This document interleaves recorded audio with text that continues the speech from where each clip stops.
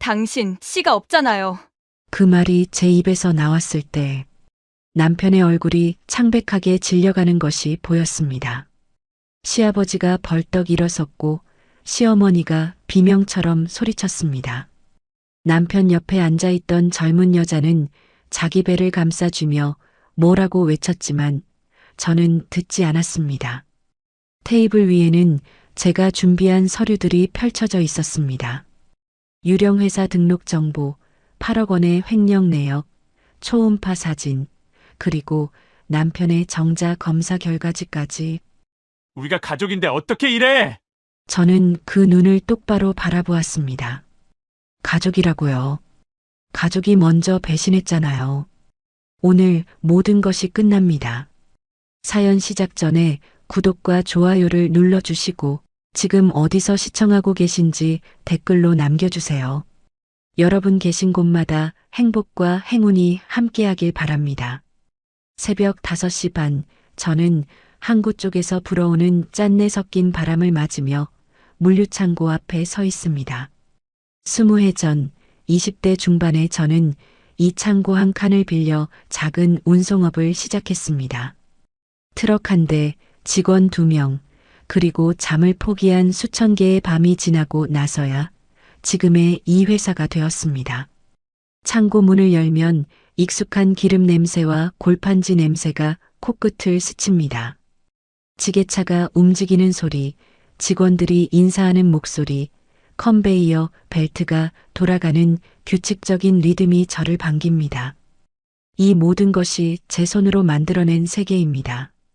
그런데 요즘 이상하게도 이 익숙한 풍경이 낯설게 느껴질 때가 있습니다. 분명히 모든 것이 제자리에 있는데 뭔가가 삐걱거리는 소리가 들리는 것 같습니다. 저는 창고 안쪽을 천천히 걸으며 적재된 물건들을 훑어봅니다. 재고 관리 시스템이 도입된 지 3년이 넘었는데 요즘 들어 수치가 맞지 않는 날이 부쩍 늘었습니다. 처음엔 시스템 오류라고 생각했습니다. 그 다음엔 신입 직원의 실수라고 넘겼습니다. 하지만 세 번째, 네 번째 오차가 발생했을 때 저는 더 이상 우연이라고 믿기 어려웠습니다. 사장님, 오늘도 일찍 나오셨네요. 물류팀 박 과장이 커피를 들고 다가옵니다. 저는 고개를 끄덕이며 미소를 짓습니다. 어제 정산 자료 봤어요. 3구역 재고가 또 안 맞던데 확인 좀 해줄 수 있을까요? 박 과장의 표정이 잠깐 굳었다가 이내 평소처럼 돌아옵니다. 아, 그거요. 아마 입고 시간 차이 때문일 겁니다. 제가 다시 확인해 볼게요. 저는 그의 등을 바라보며 생각합니다. 예전 같으면 그 대답을 그대로 믿었을 것입니다. 하지만 요즘에 저는 사람들의 눈빛에서, 말끝에서, 짧은 침묵에서 무언가를 읽으려 합니다. 사무실로 올라가는 계단을 오르며 저는 창밖으로 보이는 항구를 바라봅니다. 새벽 안개 사이로 컨테이너선 한 척이 천천히 들어오고 있습니다. 저 배처럼 저도 한때는 거침없이 앞으로만 나아갔습니다. 결혼이 늦어도 괜찮았고 아이가 없어도 괜찮았습니다. 회사가 곧 제 아이였고 이 항구 도시가 제 터전이었습니다. 그런데 언제부턴가 제 옆에 사람들이 하나둘 늘어나기 시작했습니다. 남편 도연이 관리부장으로 들어왔고 시어머니가 격리 업무를 돕겠다고 하셨고 시아버지는 고문 직함을 달았습니다. 신우이는 영업지원팀에 자리를 잡았습니다. 가족이니까 당연히 함께해야 한다고, 가족이니까 서로 도와야 한다고 그들은 말했습니다. 저도 그렇게 믿었습니다. 가족이 함께하면 더 단단해질 거라고, 혼자 짊어지던 무게를 나눌 수 있을 거라고 생각했습니다. 그런데 왜일까요? 짐을 나눈 것 같은데 어깨는 더 무거워졌습니다. 사무실 문을 열고 들어서니 제 책상 위에 서류 뭉치가 쌓여 있습니다. 결제를 기다리는 문서들, 확인이 필요한 계약서들, 검토해야 할 보고서들. 저는 의자에 앉아 잠시 눈을 감습니다. 20해 동안 쌓아온 이 회사, 제가 모르는 사이에 무언가가 조금씩 어긋나고 있는 것 같습니다. 아직은 확신할 수 없습니다. 아직은 의심이라고 부르기에도 이릅니다. 하지만 가슴 한구석에서 작은 경보음 같은 것이 울리기 시작했습니다. 창밖으로 해가 떠오릅니다. 항구의 하늘이 붉게 물들고 새로운 하루가 시작됩니다. 저는 서류 뭉치의 첫 장을 펼치며 스스로에게 말합니다. 괜찮을 것이라고, 내가 만든 회사니까 내가 지킬 수 있을 것이라고. 그때는 아직 몰랐습니다. 오늘 받게 될 그 한 통의 전화가 제 삶 전체를 뒤흔들어 놓을 줄은. 그날 오전 저는 원래 경영회의를 마치고 사무실로 돌아왔습니다. 회의는 늘 그렇듯 시아버지의 장황한 훈시로 시작해서 시어머니의 경비절감 잔소리로 이어졌고 신우이의 영업 실적 보고로 마무리되었습니다. 남편 도연은 관리부장으로서 인사와 총무 현황을 보고했는데 그의 목소리는 언제나처럼 자신감에 차 있었습니다. 마치 이 회사가 처음부터 자기 것이었던 양. 저는 회의 내내 고개를 끄덕이며 들었지만 머릿속에서는 아까 본 재고 오차 수치가 맴돌았습니다. 사무실에 들어서니 재무실장 한명숙 씨가 문 앞에서 기다리고 있었습니다. 그녀는 제가 이 회사를 차릴 때부터 함께한 사람입니다. 처음에는 격리 직원으로 시작해서 지금은 회사의 모든 돈의 흐름을 꿰뚫고 있는 사람이 되었습니다. 50대 중반의 그녀는 말이 적고 표정 변화가 거의 없어서 처음 보는 사람들은 그녀를 차갑다고 오해하곤 합니다.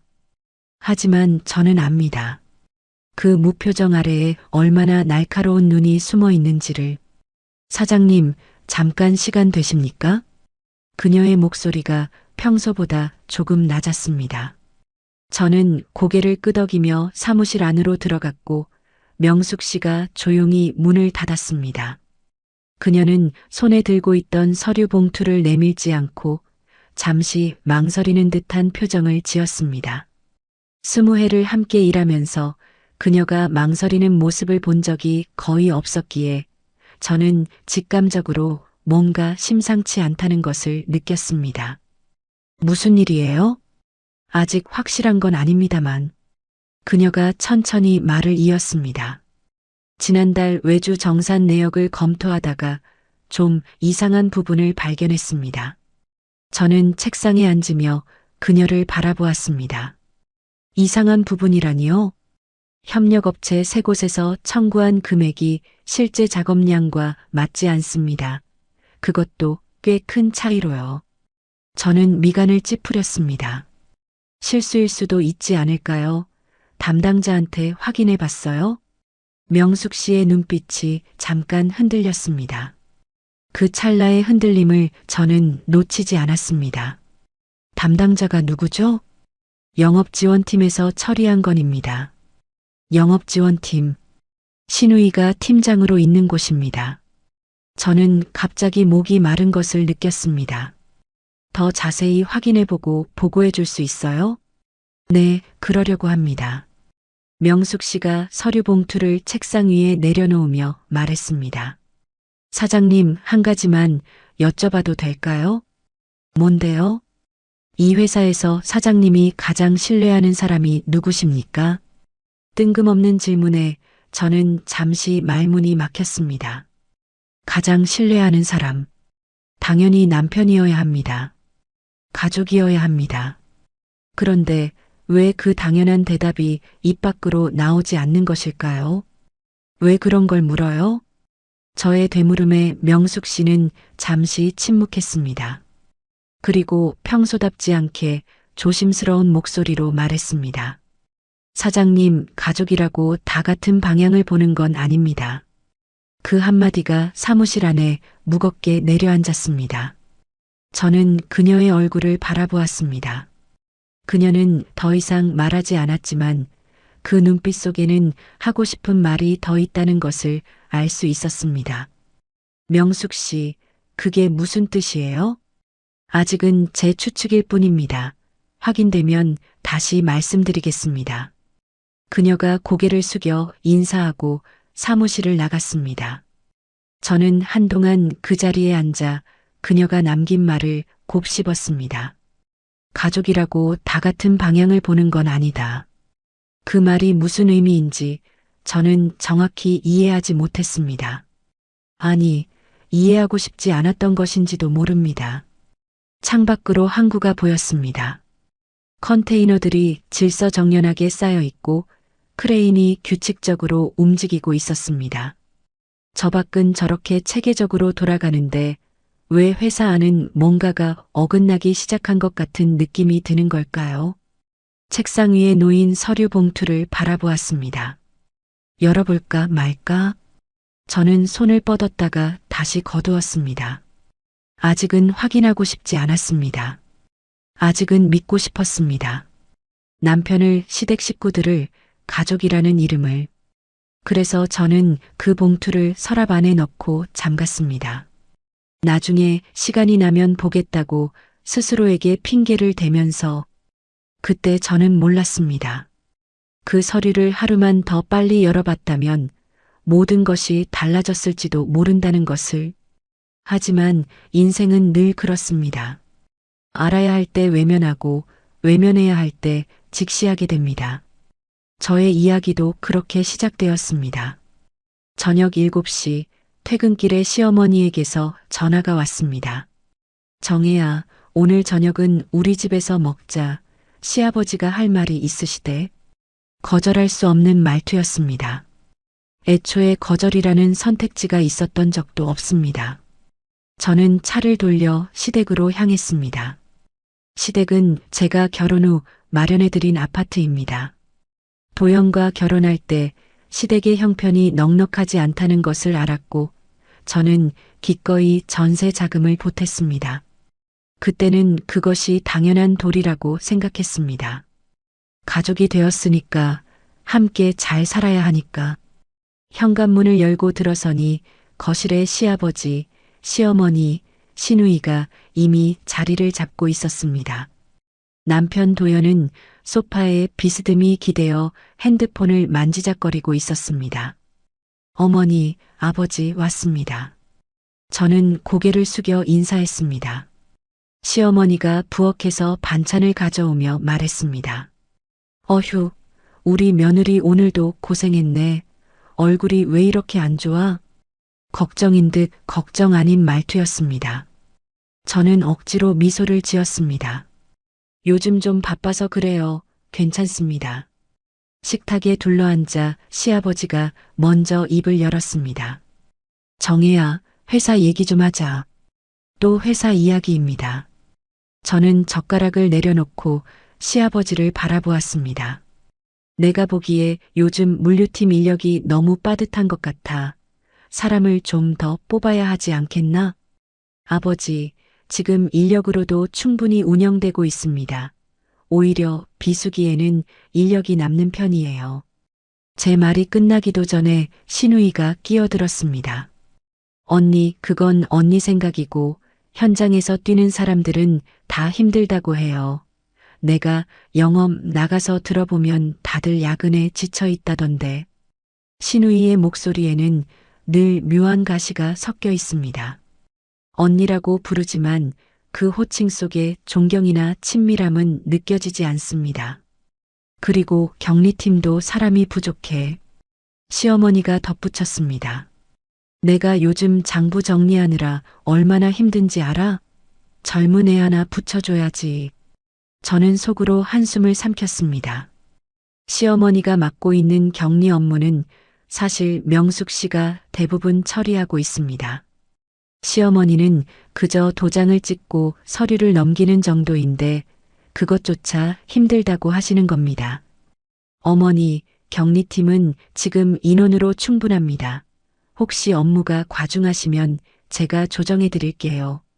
조정은 무슨 조정이야? 사람을 뽑으라고.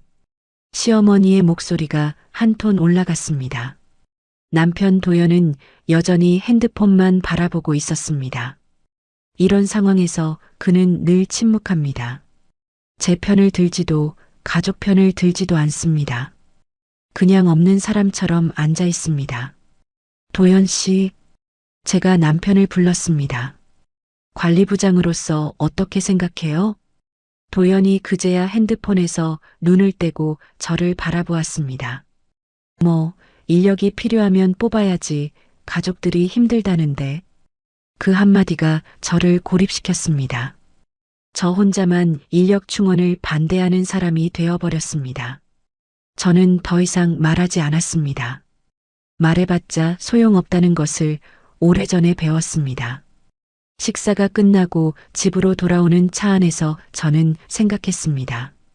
언제부터 이렇게 되었을까? 처음 도연을 만났을 때 그는 달랐습니다. 제 사업에 관심을 보였고 제 노력을 인정해 주었고 함께 성장하자고 말했습니다. 결혼 후 그가 회사에 들어오겠다고 했을 때 저는 기뻤습니다. 혼자 짊어지던 무게를 나눌 수 있다고 생각했습니다. 하지만 그 뒤로 시아버지가 고문으로 들어왔습니다. 시어머니가 격리를 맡았습니다. 시누이가 영업지원팀에 자리를 잡았습니다. 어느 순간 제 회사는 시댁의 가족 사업이 되어 있었습니다. 그리고 저는 그 한가운데서 점점 목소리를 잃어가고 있었습니다.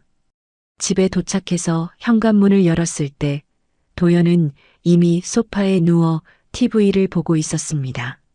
저보다 먼저 와 있었으면서 왜 같이 오자는 말 한마디 없었을까? 피곤해, 먼저 잘게. 그가 말했습니다. 저는 대답하지 않았습니다. 욕실에 들어가 거울을 바라보았습니다. 42년을 살아온 얼굴이 거울 속에 있었습니다. 눈가에 잔주름이 늘었고 입꼬리는 무의식적으로 내려가 있었습니다. 웃는 법을 잊어버린 것 같았습니다. 거울 속에 제가 물었습니다. 너는 지금 행복하니? 저는 대답할 수 없었습니다. 그날 밤 저는 오래도록 잠들지 못했습니다. 천장을 바라보며 생각했습니다. 20해 동안 쌓아온 것들이 정말 내 것인지 아니면 언제든 빼앗길 수 있는 것인지 그리고 내 곁에 있는 이 사람이 정말 내 편인지 아니면 그저 내 것을 나눠 가지려는 사람인지 그때까지도 저는 몰랐습니다. 그 의심이 곧 현실이 될 줄은. 결혼 8년 차 저희 부부에게는 아이가 없습니다. 처음 몇 년은 바쁘다는 핑계로 미뤘고 그 다음 몇 년은 안 생기니까 체념했습니다. 시어머니는 명절 때마다 애는 언제 낳을 거냐고 물었고 저는 노력하고 있습니다라고 대답했습니다. 그 대답이 거짓말이 된 지도 꽤 오래되었습니다. 어느 순간부터 저희 부부는 그 문제에 대해 이야기하지 않게 되었습니다. 그런데 며칠 전 시어머니가 갑자기 말씀하셨습니다. 정혜야, 너희 이제 정말 병원 한번 가봐라. 나이가 40이 넘었는데 언제까지 이럴 거야. 그 말에 저는 오랜만에 마음이 움직였습니다. 어쩌면 정말 문제가 있는지도 모른다는 생각이 들었습니다. 그래서 저는 도연에게 말했습니다. 여보, 우리 난임 검사 한번 받아보는 게 어떨까요? 도연의 표정이 굳었습니다. 갑자기 왜? 그냥 혹시 모르니까 문제가 있으면 치료하면 되잖아요. 도연은 한참을 망설이다가 마지못해 고개를 끄덕였습니다. 알았어. 그래, 한번 가보자. 저희는 따로따로 검사를 받기로 했습니다. 저는 먼저 산부인과에서 검사를 받았고 결과는 일주일 뒤에 나온다고 했습니다.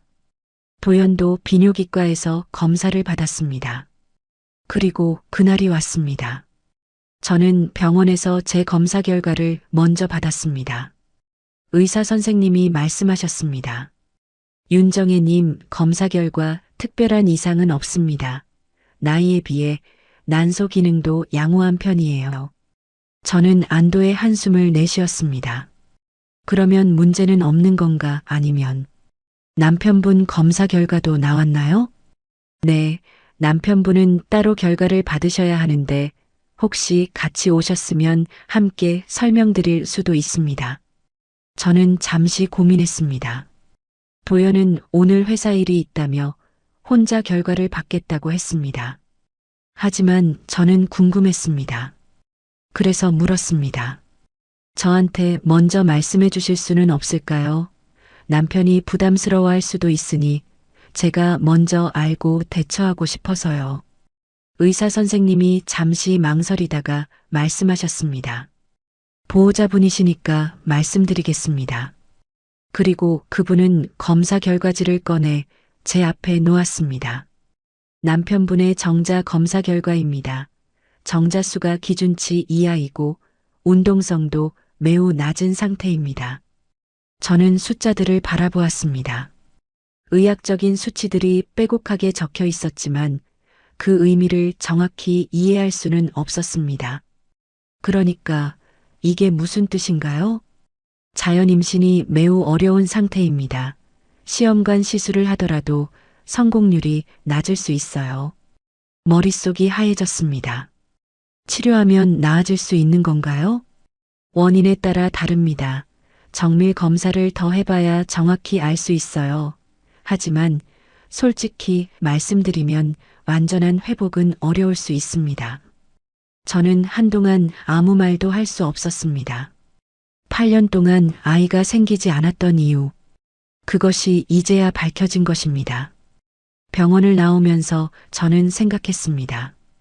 도연이 이 사실을 알면 얼마나 충격받을까? 그의 자존심이 얼마나 무너질까? 시댁 식구들이 알게 되면 어떻게 될까? 시어머니는 분명히 저를 탓할 것입니다. 아니, 이 결과를 믿지 않으려 할지도 모릅니다. 차에 앉아 한참을 멍하니 앉아 있었습니다. 그러다 결심했습니다. 이 사실을 도연에게 말하지 않겠다고, 적어도 지금은 아니라고, 그가 스스로 결과를 받고 받아들일 때까지 기다리겠다고. 그리고 저는 혼자서 대체 치료를 알아보기로 했습니다. 해외에 좋은 시술이 있다고 들었습니다. 비용이 많이 들더라도 방법이 있다면 시도해보고 싶었습니다. 그것이 아내로서, 이 가정을 지키려는 사람으로서 제가 할 수 있는 일이라고 생각했습니다. 집에 돌아오니 도연이 거실에 있었습니다. 검사 결과 나왔어? 그가 물었습니다. 응, 나는 괜찮대. 당신은? 나도 별 문제 없다더라. 그냥 좀 피곤해서 그런 거래. 저는 그 순간 숨이 막혔습니다. 도연이 거짓말을 하고 있었습니다. 의사에게서 같은 결과를 들었을 텐데 그는 저에게 괜찮다고 말하고 있었습니다. 그래, 다행이네. 저도 거짓말을 했습니다. 저희 부부는 마주 앉아 서로에게 거짓말을 하고 있었습니다. 그 순간 저는 깨달았습니다. 이 결혼에 금이 가기 시작한 것이 언제부터인지, 어쩌면 처음부터 우리는 서로에게 진실하지 않았는지도 모릅니다. 하지만 저는 아직 희망을 버리지 않았습니다. 치료 방법을 찾으면 함께 극복할 수 있을 거라고 믿었습니다. 그때까지만 해도 저는 몰랐습니다. 도연이 숨기고 있는 것이 난임 결과만이 아니라는 것을, 그의 거짓말이 훨씬 더 깊고 어두운 곳까지 이어져 있다는 것을. 난임 결과를 알게 된 지 열흘쯤 지났을 때였습니다. 저는 해외 난임 치료 전문 병원들을 검색하며 조용히 정보를 모으고 있었습니다. 비용이 만만치 않았지만 방법이 있다면 시도해보고 싶었습니다. 도연 몰래 준비해서 나중에 함께 상의하려고 했습니다. 그날 오후 저는 회사에서 늦게까지 일하고 있었습니다. 도연은 외근이 있다며 먼저 퇴근한 상태였습니다. 사무실에 혼자 남아 서류를 정리하는데 도연의 책상 위에서 핸드폰 충전기가 눈에 들어왔습니다. 그가 두고 간 것입니다.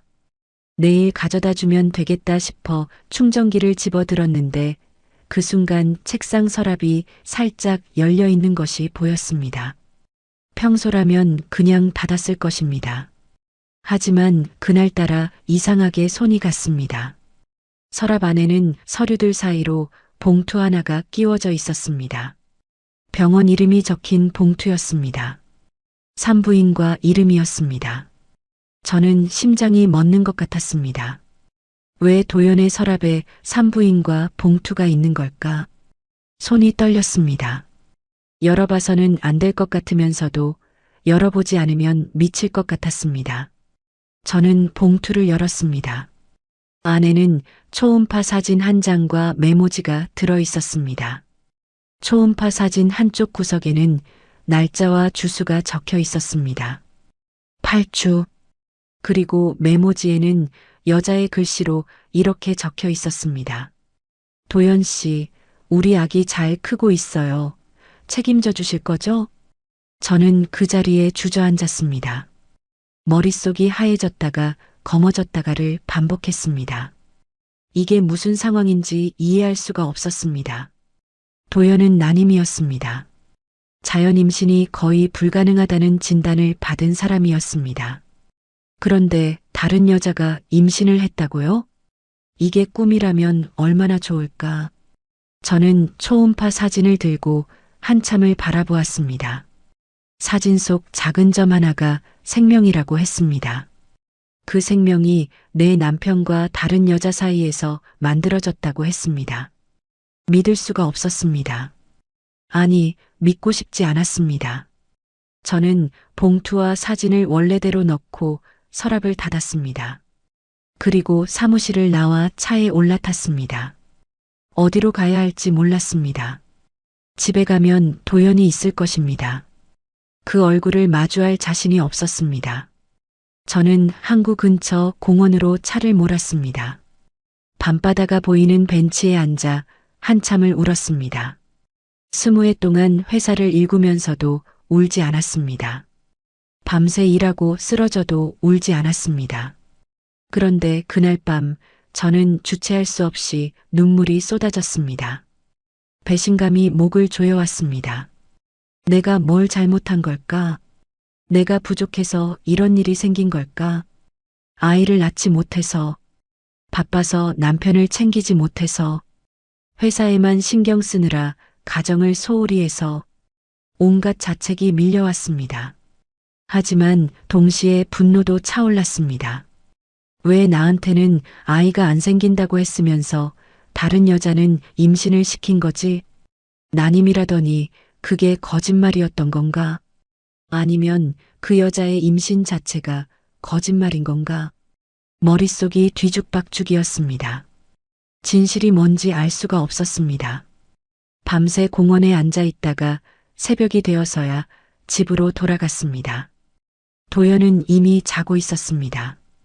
저는 그의 잠든 얼굴을 바라보았습니다. 8년을 함께 산 남편의 얼굴. 그 얼굴이 갑자기 낯설게 느껴졌습니다.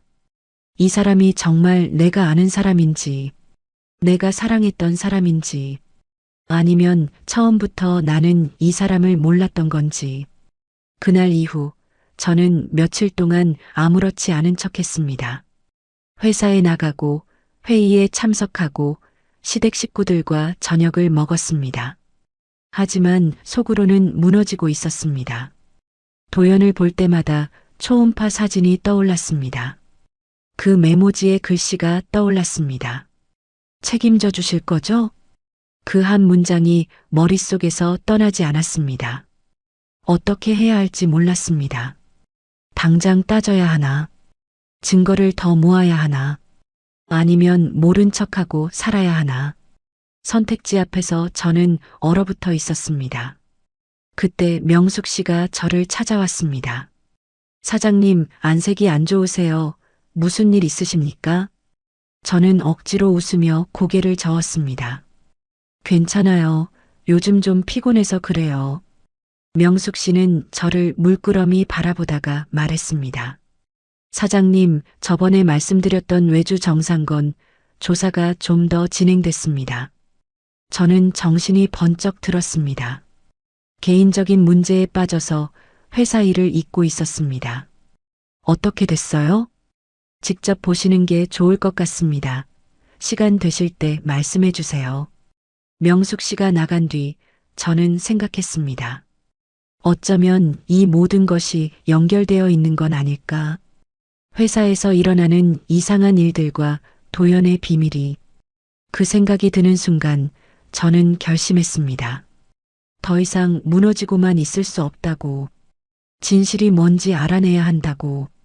그것이 아무리 끔찍한 것이라 해도. 다음 날 아침 저는 평소보다 일찍 출근했습니다. 사무실에는 아직 아무도 없었습니다. 저는 명숙 씨에게 문자를 보냈습니다.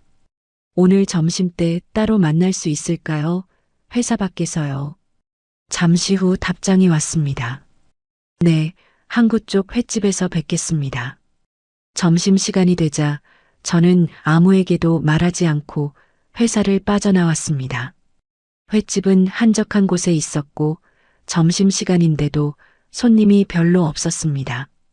명숙 씨가 구석 자리에 먼저 와서 기다리고 있었습니다. 저는 그녀 앞에 앉으며 말했습니다.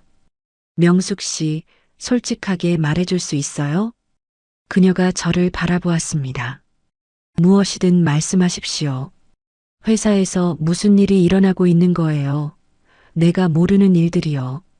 명숙 씨는 잠시 침묵했습니다. 그러다 가방에서 서류 봉투를 꺼내 테이블 위에 놓았습니다. 사장님, 이건 제가 지난 2달간 조사한 자료입니다. 저는 봉투를 열었습니다. 안에는 외주 계약서, 사본, 송금 내역, 업체 등록 정보 등이 빼곡하게 들어 있었습니다. 이게 뭔가요? 지난 2년간 회사에서 외주 업체 3곳에 지급한 금액입니다. 총액이 8억 원이 넘습니다. 8억. 저는 눈을 의심했습니다.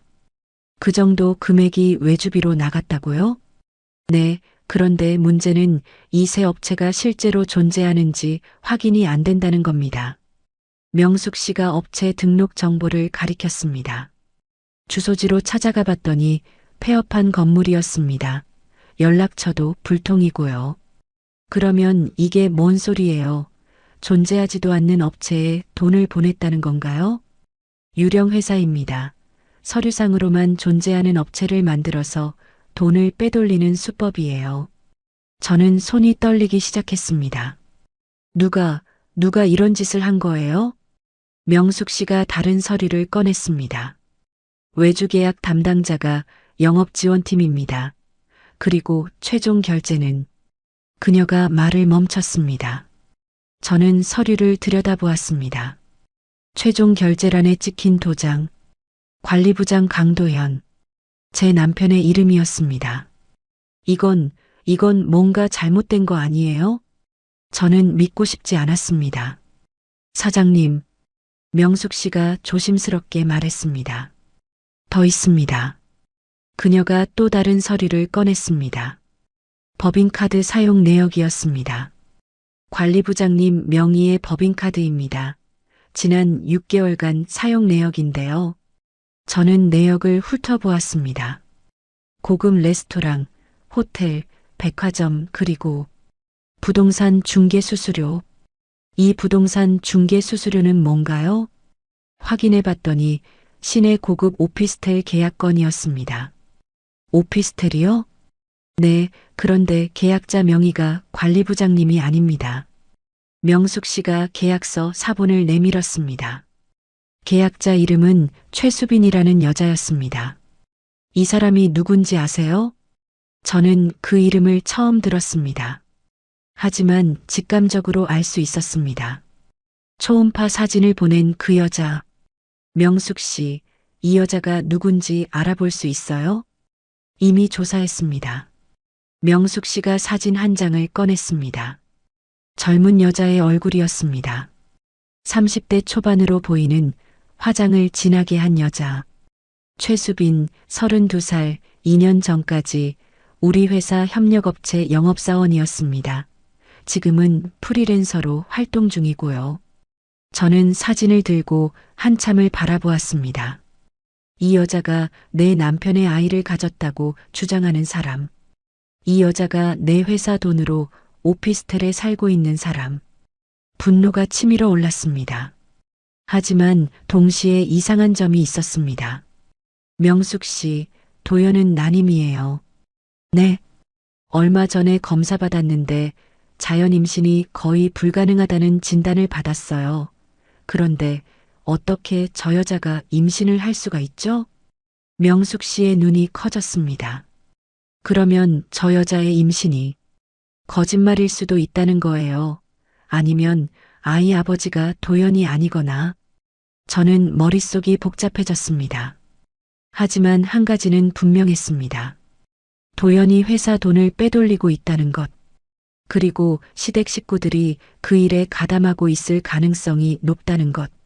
명숙 씨, 이 일을 아는 사람이 또 있어요? 아니요, 저만 알고 있습니다. 앞으로도 비밀로 해주세요. 아무에게도 말하면 안 돼요. 물론입니다, 사장님. 저는 서류들을 다시 봉투에 넣으며 말했습니다.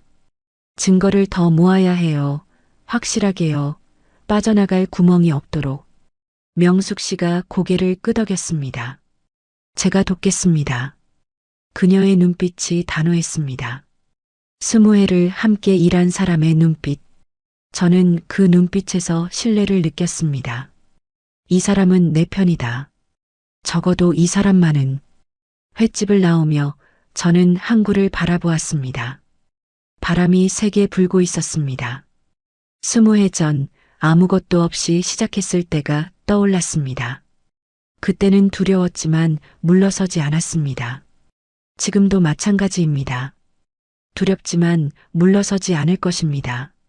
내가 만든 것을 내가 지킬 것입니다. 그리고 나를 배신한 사람들에게 반드시 대가를 치르게 할 것입니다.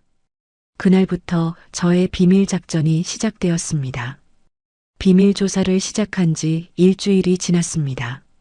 낮에는 아무 일 없는 것처럼 회사를 운영하고 밤에는 명숙 씨와 함께 자료를 검토했습니다. 그날도 야근을 핑계로 사무실에 남아 서류를 살피고 있었습니다. 명숙 씨가 커피 2잔을 들고 들어왔습니다. 사장님, 좀 드세요. 저는 고맙다고 고개를 끄덕이며 커피를 받았습니다. 따뜻한 온기가 손끝으로 전해졌습니다.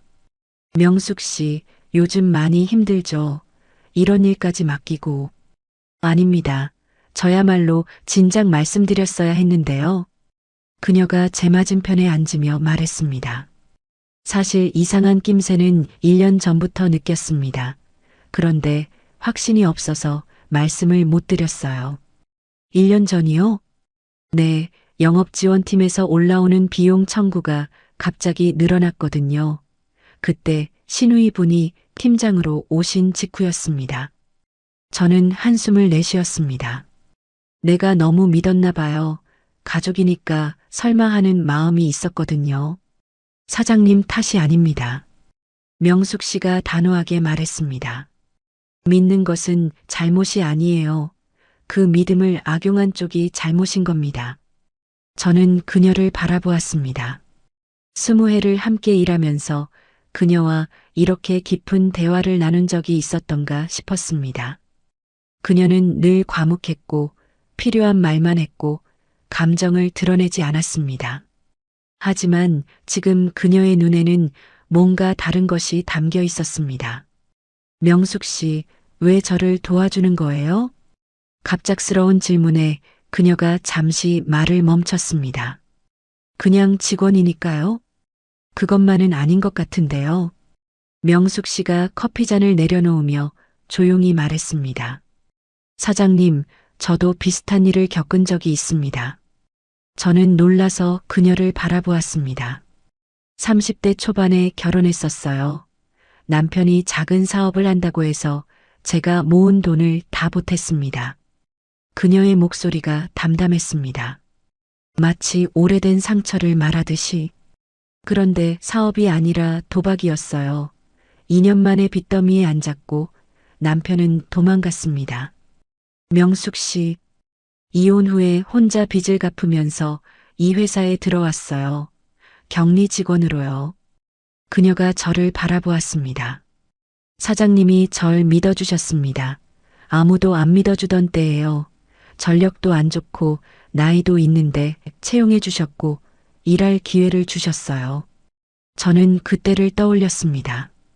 회사가 막 자리 잡기 시작하던 때 경력직 격리를 뽑는데 지원자가 많지 않았습니다. 명숙 씨는 이력서에 공백 기간이 있었고 면접에서도 말이 없었습니다. 하지만 숫자를 다루는 눈빛이 남달랐고 무엇보다 절박해 보였습니다. 저도 그 절박함을 알았기에 채용했습니다. 그때 사장님이 해주신 말씀이 있어요. 명숙 씨가 말했습니다. 과거는 묻지 않겠다. 앞으로만 보자. 그렇게 말씀하셨습니다. 저는 기억이 났습니다. 정말 그렇게 말했었습니다. 그 말 한마디가 저를 살렸어요. 진심으로요. 그녀의 눈가가 살짝 젖어 있었습니다. 감정을 잘 드러내지 않는 그녀가 이런 모습을 보이다니. 그래서 저는 이 회사를 지키고 싶습니다. 사장님이 만든 이 회사를요. 그리고 사장님이 같은 일을 당하시는 걸 보고 싶지 않아요. 저는 한동안 말을 잇지 못했습니다. 가슴이 뭉클했습니다. 배신한 사람들 때문에 무너질 것 같았는데 이렇게 내 편인 사람이 있다는 것이 얼마나 큰 힘이 되는지. 명숙 씨, 고마워요. 고마우실 것 없습니다. 제가 받은 것을 돌려드리는 것 뿐이에요. 그녀가 자료 파일을 펼치며 말했습니다. 자, 감상은 여기까지 하고 일합시다. 저는 피식 웃음이 났습니다. 역시 명숙 씨다운 전환이었습니다. 그날 밤 저희는 새벽까지 자료를 검토했습니다. 유령 회사의 실소유주 추적, 법인카드 사용 패턴 분석, 외주 계약의 허점 정리. 하나하나 증거가 쌓여갔습니다. 새벽 2시쯤 명숙 씨가 갑자기 말했습니다. 사장님, 이거 보세요. 그녀가 가리킨 것은 법인카드 사용 내역 중 하나였습니다. 산부인과 이름이 적힌 결제건이었습니다. 이 산부인과가 어디예요? 시내 고급 산부인과입니다. 그런데 이상한 점이 있어요. 명숙 씨가 다른 자료를 꺼냈습니다. 최수빈 씨가 다니는 산부인과가 여기입니다. 같은 곳이에요. 그러면 도연이 그 여자 병원비까지 회사 돈으로 낸 거네요? 네, 그런데 결제 내역을 자세히 보시면요. 그녀가 날짜를 가리켰습니다. 이 결제가 초음파 촬영 날짜보다 이틀 전이에요. 그게 뭐가 이상해요? 보통 산부인과 비용은 진료 당일에 결제하지 않습니까? 이틀 전에 미리 결제했다는 건 뭔가 특별한 항목이라는 뜻이에요. 저는 명숙 씨의 말을 곱씹었습니다. 혹시 그게 뭔지 알아볼 수 있을까요? 쉽지는 않겠지만 방법을 찾아보겠습니다. 명숙 씨가 자료를 정리하며 말했습니다.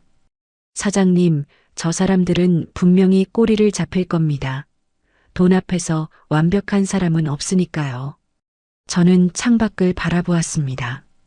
새벽 어둠 속에서 항구의 불빛들이 반짝이고 있었습니다. 20해 전 혼자서 시작했을 때는 이렇게 누군가와 함께할 거라고 생각하지 못했습니다. 가족이라고 믿었던 사람들은 배신했지만 직원이라고 생각했던 사람이 진짜 가족처럼 내 곁에 서 있습니다. 명숙 씨, 네, 사장님. 이 일이 끝나면, 아니 끝나기 전에라도 식사 한번 해요. 제대로요. 명숙 씨가 미소 지었습니다. 20해 만에 처음 보는 그녀의 환한 미소였습니다. 네, 좋습니다. 그날 밤 저는 혼자가 아니라는 것을 느꼈습니다. 그리고 그 느낌이 저에게 용기를 주었습니다. 싸울 수 있다는 용기를. 조사를 시작한 지 3주가 되던 날, 명숙 씨가 흥분된 얼굴로 저를 찾아왔습니다. 사장님, 찾았습니다. 그녀의 손에는 두툼한 파일이 들려 있었습니다. 저희는 회의실 문을 잠그고 마주 앉았습니다. 먼저 유령 회사 건부터 말씀드리겠습니다. 명숙 씨가 서류를 펼쳤습니다. 외주비를 받아간 세 업체, 전부 실소유주를 확인했습니다. 저는 숨을 죽이고 그녀의 다음 말을 기다렸습니다. 첫 번째 업체 실소유주는 시아버지 강철호 씨 명의입니다. 심장이 쿵 내려앉았습니다. 두 번째 업체는 시어머니 박순자 씨 명의, 세 번째는 신우이 강미정 씨의 남편 명의입니다. 세 업체 전부 시댁 식구들이 만든 유령 회사였습니다. 8억 원이 넘는 돈이 이 세 업체로 흘러들어갔고 업체들은 실제 작업을 한 적이 없습니다. 서류상으로만 계약하고 돈만 받아간 겁니다. 저는 한동안 말을 잇지 못했습니다. 알고 있었습니다. 예상했습니다. 하지만 증거로 확인하니 또 다른 충격이었습니다. 그리고 관리부장님의 역할은 이 계약들의 최종 결제를 해주는 것이었습니다. 대표이사 결제 없이 관리부장 선에서 처리할 수 있는 금액 한도 내에서요. 내가 모르게 하려고 금액을 쪼갠 거네요. 네, 한 건당 2천만 원 이하로 쪼개서 여러 번에 걸쳐 송금했습니다. 전형적인 횡령 수법입니다. 명숙 씨가 다음 서류를 꺼냈습니다. 그리고 최수빈 씨 건입니다. 저는 자세를 바로 했습니다. 오피스텔 계약건은 이미 확인하셨고요. 추가로 알아낸 게 있습니다. 그녀가 사진 한 장을 테이블 위에 놓았습니다. 2년 전 회사 워크숍 사진입니다. 협력업체 직원들도 참석했던 자리예요. 사진 속의 젊은 여자가 도연 옆에 서 있었습니다. 최수빈이었습니다. 이때부터 관계가 시작된 것 같습니다. 그 이후로 최수빈 씨가 있던 업체와 계약이 급격히 늘었고 수빈 씨가 그 업체를 나간 뒤에도 개인적으로 거래가 이어졌어요. 개인적인 거래요? 네, 관리부장님 개인 명의로 수빈 씨에게 송금한 내역도 찾았습니다. 이건 회사 돈은 아니고 개인 돈인데 출처가 이상해요. 명숙 씨가 계좌 내역을 보여주었습니다. 관리부장님 개인 계좌로 유령회사 세 곳에서 자문료 명목으로 돈이 들어왔습니다. 횡령한 돈의 일부를 자문료로 위장해서 개인에게 리베이트한 겁니다. 완벽한 구조였습니다. 회사 돈을 유령회사로 빼돌리고 그중 일부를 다시 개인에게 돌려주는 시스템. 그리고 그 돈으로 내연녀를 관리하고 있었던 것입니다. 마지막으로 산부인과 건입니다. 명숙 씨의 목소리가 낮아졌습니다. 결제 내역을 추적해 봤더니 진료비가 아니었습니다. 그러면 뭐였어요? 초음파 검사 패키지 비용이었어요. 그런데 이상한 건 그녀가 잠시 말을 멈췄습니다. 그 산부인과가 최근 불법 의료행위로 조사를 받은 적이 있습니다. 불법 의료행위요? 가짜 임신 확인서 발급, 초음파 사진 조작 같은 것들이요. 저는 귀를 의심했습니다. 설마 그 여자의 임신이 아직 확실하지는 않습니다. 하지만 가능성이 있어요. 명숙 씨가 조심스럽게 말했습니다. 관리부장님이 난임 진단을 받은 상태에서 저 여자가 임신했다고 주장하는 것 자체가 이상합니다. 그리고 굳이 저런 의심스러운 산부인과를 다니는 것도요. 저는 머릿속이 빠르게 돌아갔습니다. 만약 최수빈의 임신이 조작이라면 그녀는 임신을 빌미로 도연에게 돈을 뜯어내고 있는 것일 수 있습니다. 도연은 난임 사실을 숨기고 있으니 반박도 못하고 끌려다니는 거고요. 아니면 둘이 공모해서 저를 속이고 있거나 어느 쪽이든 진실은 점점 명확해지고 있었습니다. 명숙 씨, 이거면 충분할까요? 법적으로요. 횡령과 배임은 확실합니다. 증거가 충분해요. 임신 조작건은 좀 더 확인이 필요하지만요. 명숙 씨가 파일을 정리하며 말했습니다. 사장님, 이제 어떻게 하실 건가요? 저는 창밖을 바라보았습니다. 항구에 큰 화물선이 들어오고 있었습니다. 20회 전 작은 창고에서 시작해서 접에에 실린 화물을 처리할 수 있는 회사가 되기까지 얼마나 많은 밤을 새웠는지 그 모든 것을 저들이 갉아먹고 있었습니다. 신고할 거예요. 저는 단호하게 말했습니다. 하지만 지금 당장은 아니에요. 왜요? 아직 한 가지가 남았어요. 저는 명숙 씨를 바라보았습니다. 임신 조작건을 확인해야 해요. 그게 사실이라면 저들의 반경 여지가 완전히 사라지거든요. 명숙 씨가 고개를 끄덕였습니다. 알겠습니다. 그 부분도 확인해 보겠습니다. 그리고 하나 더요. 저는 서류를 다시 한번 살펴보며 말했습니다. 이혼 준비도 해야겠어요. 변호사를 만나봐야 할 것 같습니다. 제가 아는 분이 있습니다. 이혼 전문 변호사인데 믿을만해요. 소개해 줄 수 있어요? 물론이죠. 저는 자리에서 일어나며 명숙 씨의 손을 잡았습니다. 고마워요. 정말로요. 명숙 씨가 없었으면 난 아직도 속고만 있었을 거예요. 사장님이 강한 분이시니까요. 저는 그저 자료만 찾은 거예요. 그녀의 말에 저는 고개를 저었습니다. 아니에요. 진짜 강한 건 힘든 사람 옆에 서 있어 주는 거예요. 명숙 씨가 그래줬어요. 명숙 씨의 눈가가 붉어졌습니다. 그날 밤 저는 오랜만에 깊이 잠들었습니다. 증거가 있다는 것, 싸울 무기가 있다는 것, 그리고 함께 싸워줄 사람이 있다는 것. 그것만으로도 저는 희망을 느꼈습니다. 하지만 그 희망이 얼마나 위태로운 것인지 저는 아직 몰랐습니다. 진짜 싸움은 이제부터 시작이었습니다. 증거를 확보하고 며칠이 지났을 때 예상치 못한 일이 벌어졌습니다. 그날 저녁 도연이 갑자기 말했습니다. 내일 저녁에 부모님 댁에서 가족회의가 있대. 중요한 얘기가 있다고 하시더라. 가족회의. 그 단어가 불길하게 느껴졌습니다. 무슨 얘기인데요? 나도 자세히는 몰라. 가봐야 알 것 같아. 도연의 표정이 어딘가 불안해 보였습니다. 평소와 다르게 눈을 마주치지 않았습니다. 뭔가 알고 있는 것 같았습니다. 다음 날 저녁 저는 시댁으로 향했습니다.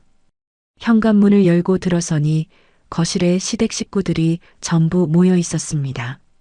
시아버지, 시어머니, 시누이, 그리고 시누이의 남편까지.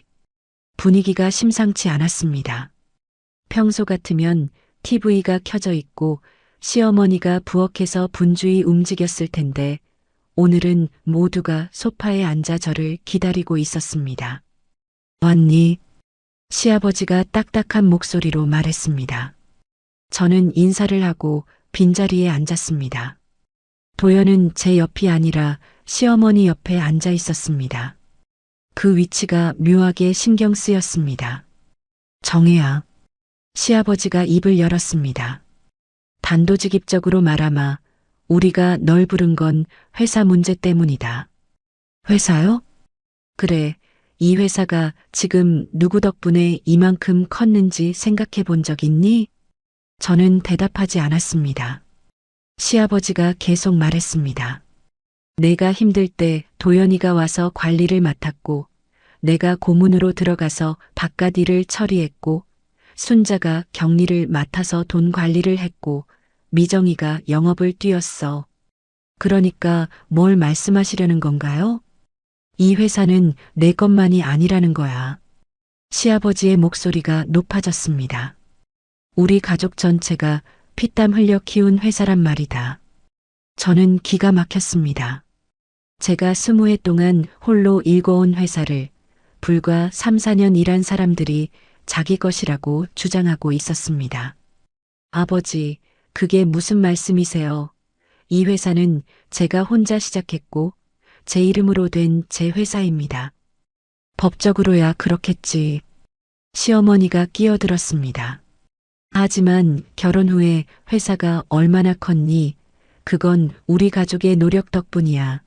혼인 중 증가한 재산은 나눠야 하는 거 아니니?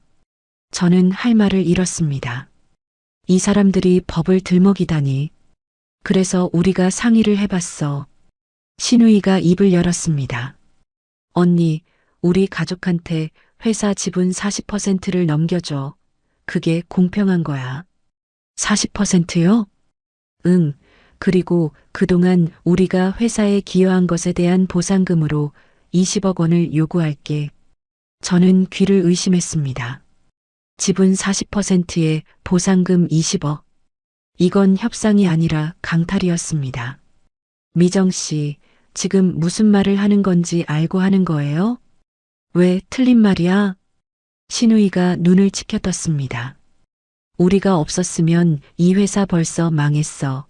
언니가 하는 일이라곤 사장 자리에 앉아서 도장 찍는 것밖에 없잖아. 그 말에 저는 참았던 화가 치밀어 올랐습니다. 미정 씨, 그동안 회사에서 일한 대가는 월급으로 다 받았잖아요. 그것도 시세보다 높게요. 월급이 문제가 아니야. 신우이가 소리쳤습니다. 우리는 가족이니까 더 많이 받을 자격이 있다고. 피 한 방울 안 섞인 남이 이 회사를 독차지하는 게 말이 돼? 피 한 방울 안 섞인 남. 그 말이 비수처럼 가슴에 꽂혔습니다. 저는 도연을 바라보았습니다. 도연 씨, 당신은 어떻게 생각해요? 도연은 고개를 숙인 채 대답하지 않았습니다. 도연아, 말해. 시어머니가 도연의 등을 떠밀었습니다. 도연이 천천히 고개를 들었습니다. 그의 눈빛은 피해 있었습니다. 정혜야, 가족들 말이 틀린 것만은 아니야. 우리가 같이 고생한 건 사실이잖아. 같이 고생했다고요? 저는 믿을 수 없다는 표정으로 도연을 바라보았습니다. 당신이 이 회사에 온 건 회사가 이미 자리 잡은 다음이에요. 당신 힘들 때 내가 다 받쳐줬잖아요. 그건 그거고. 도연이 말했습니다. 어쨌든 나도 이 회사에서 일했어. 관리부장으로서 역할을 했다고. 그에 대한 정당한 보상을 원하는 게 뭐가 잘못이야? 저는 소름이 돋았습니다. 이 사람이 정말 내 남편인가? 8년을 함께 산 사람이 맞는가? 안 돼요. 저는 단호하게 말했습니다. 지분 양도도 보상금도 불가능합니다. 뭐? 시아버지의 얼굴이 붉어졌습니다. 정혜야, 지금 우리를 무시하는 거냐? 무시가 아니라 당연한 거예요. 아버지, 회사는 제 것입니다.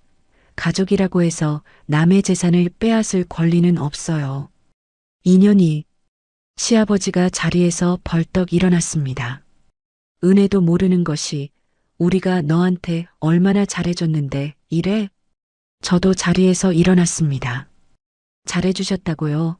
제가 마련해드린 아파트에서 사시면서 제 회사에서 월급 받으시면서 뭘 잘해주셨다는 건가요?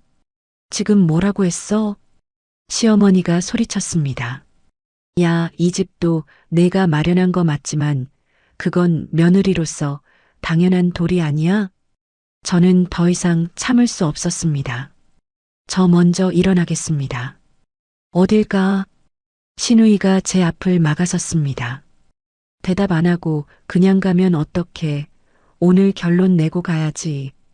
결론은 이미 났어요. 안 된다고요. 저는 신우이를 밀치고 현관으로 걸어갔습니다. 등 뒤에서 시아버지의 목소리가 들렸습니다. 정혜야, 이렇게 나오면 우리도 가만 안 있어. 알아서 해. 저는 돌아보지 않았습니다. 차에 올라타고 시동을 걸었을 때 손이 떨리고 있었습니다. 분노 때문인지 두려움 때문인지 알 수 없었습니다. 운전을 하면서 생각했습니다. 저들이 무슨 짓을 할지 모른다. 회사를 빼앗으려는 게 분명하다.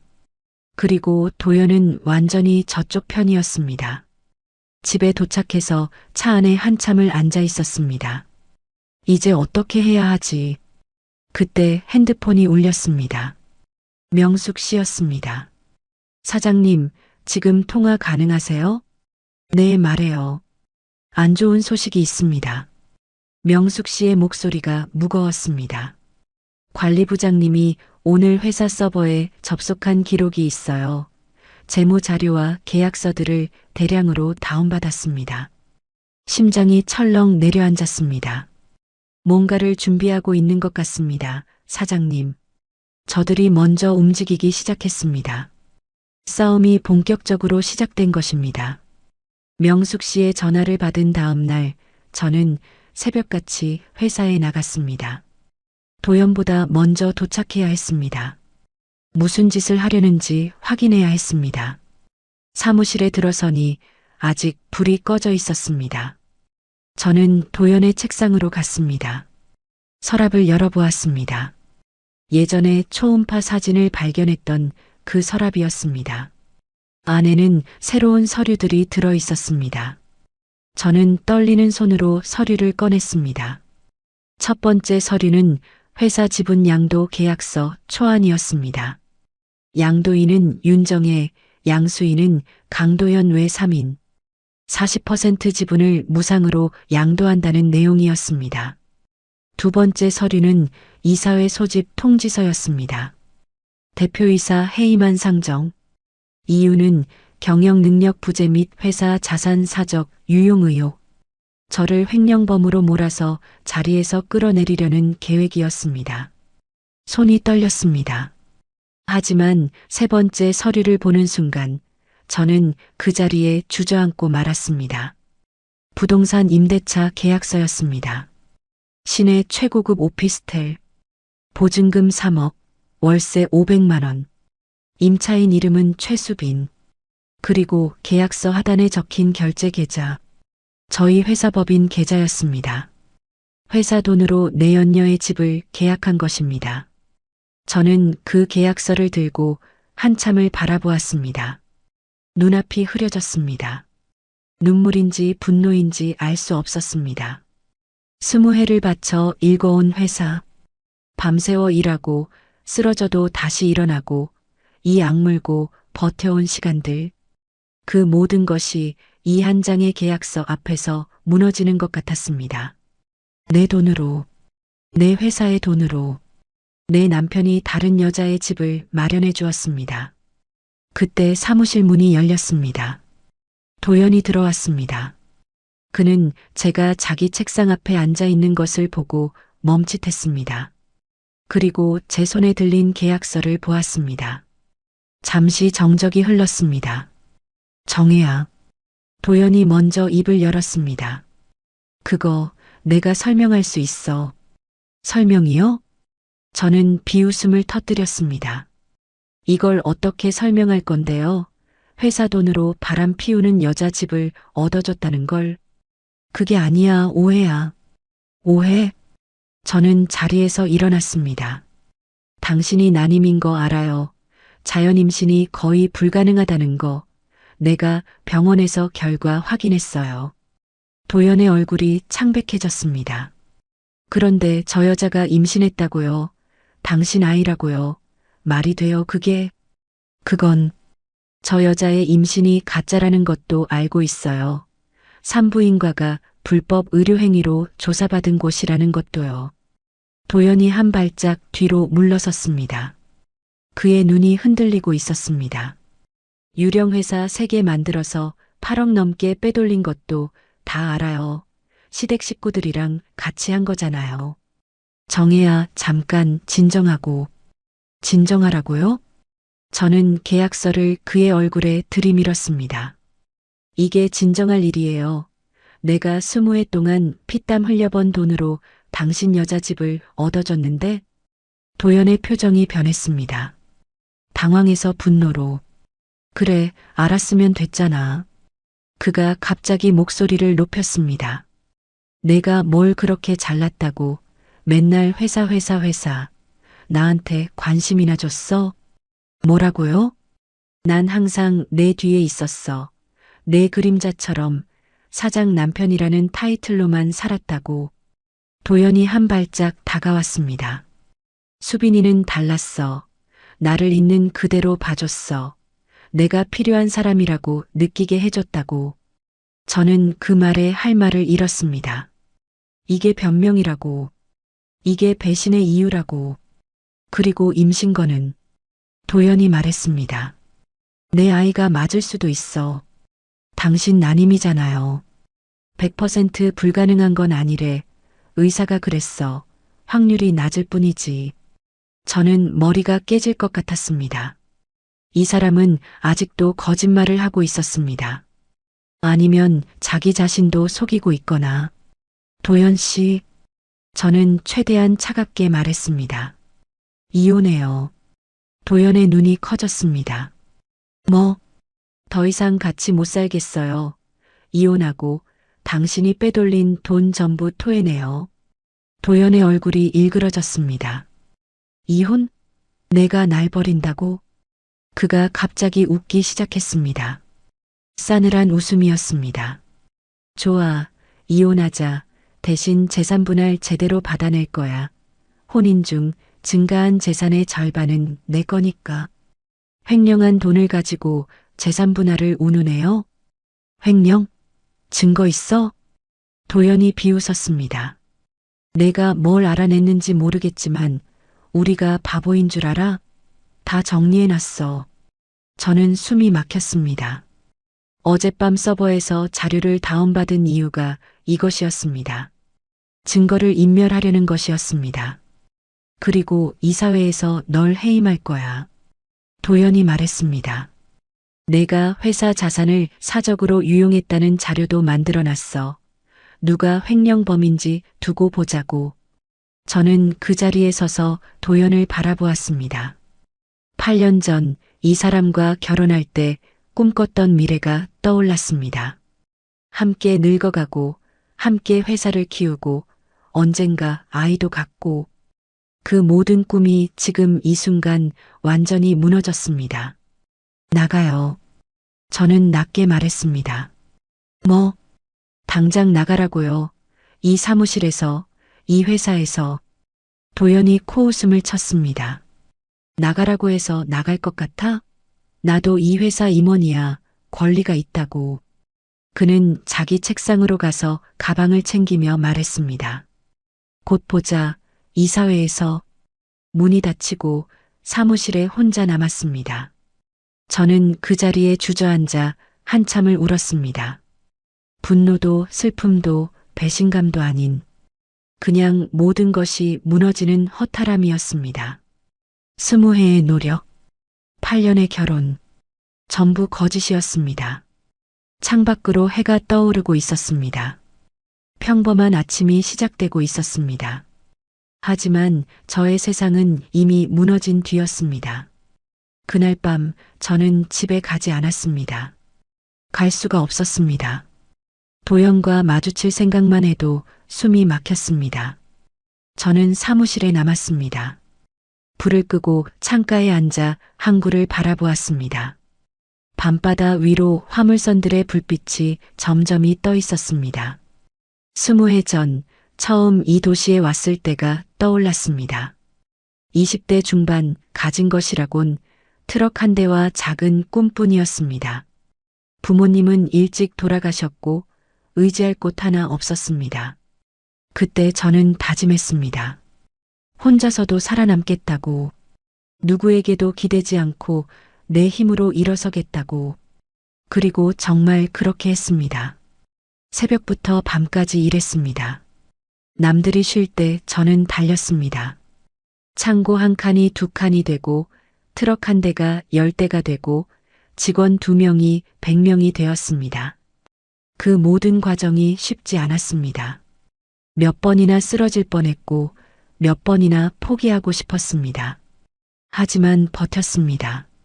이를 악물고 버텼습니다.